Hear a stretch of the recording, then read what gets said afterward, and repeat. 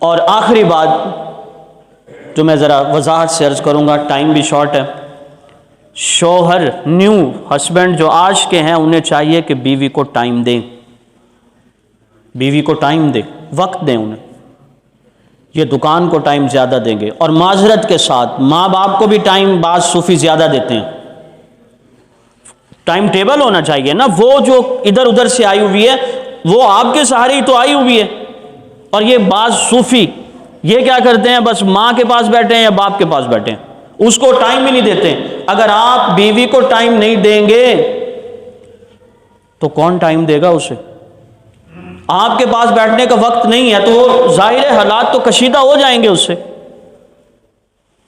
حضرت عمر رضی اللہ تعالیٰ عنہ تشریف فرما تھے، اور حضرت ابی ابن کعب رضی اللہ تعالیٰ عنہ بیٹھے تھے، جج تھے حضرت ابی ابن کعب، بڑی پتے کی بات ہے۔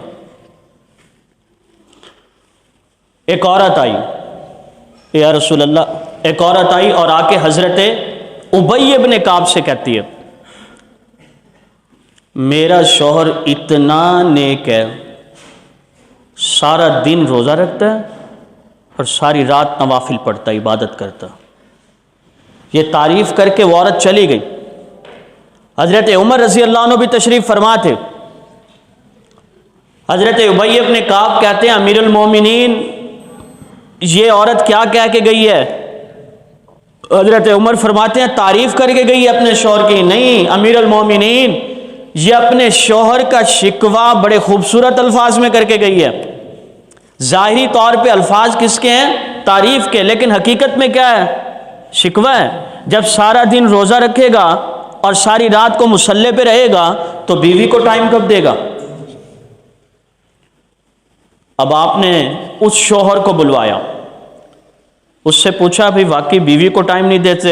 امیر المومنین بس جب میں نماز پڑھتا ہوں تو ایسا لطف آتا ہے کہ میں بھول جاتا ہوں، روزے میں روزہ رکھتا ہوں، قرآن شریف پڑھتا رہتا ہوں، تو یہ کیفیات کچھ کم ہے۔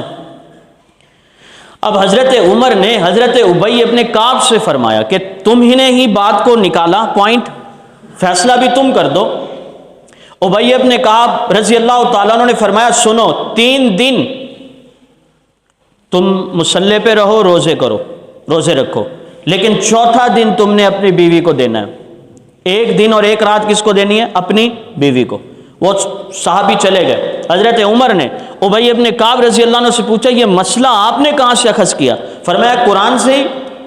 اللہ نے 4 کا آپشن دیا کہ ایک شوہر بیک وقت کتنی شادیاں کر سکتا ہے؟ 4۔ اگر ایک شخص کی 4 بیویاں ہوں تو 3 کے بعد 4تھا نمبر ہر ایک کا آئے گا نا، ہر بیوی کو 4تھا دن ملے گا۔ اس لیے میں نے کہا 3 دن جہاں مرضی رہو لیکن 1 دن اپنی بیوی کو ضرور دو۔ بالکل اسی طرح حضرت عمر رات کو گشت کر رہے ہیں اور ایک عورت اشعار پڑھ رہی ہے، شوہر کو یاد کر رہی ہے، شوہر جہاد پہ گیا ہوا ہے، یاد کر رہی ہے کہ کاش شوہر ہوتا تو کیا ہوتا، اور حضرت عمر گشت کر رہے ہیں۔ سنیں حضرت عمر نے یہ باتیں، آپ فوراً اپنی بیٹی حضرت حفصہ کے پاس گئے۔ حضرت حفصہ جو آپ صلی اللہ علیہ وسلم کی زوجہ محترمہ ہیں اور حضرت عمر رضی اللہ تعالیٰ عنہ کی صاحبزادی ہیں، آپ جاتے ہیں اور حضرت حفصہ سے پوچھتے ہیں بیٹا مجھے یہ بتاؤ ایک عورت شوہر کے بغیر زیادہ سے زیادہ کتنی مدت رہ سکتی ہے؟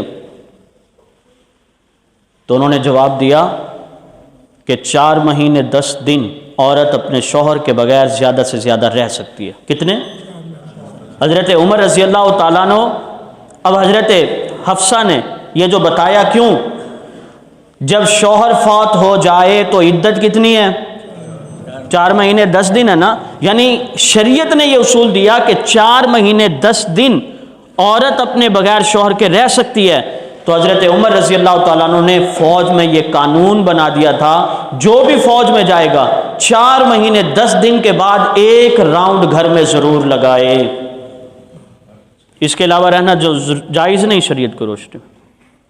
اچھا ایک تو صورتحال یہ ہے کہ ایک آدمی 3 مہینے کے ویزے پہ جا رہا، پوری زندگی تو یہی رہا نا، 3 مہینے چاہ رہے تو اتنا تو بیوی بھی کمپرومائز کر لیتے، کوئی حرج نہیں۔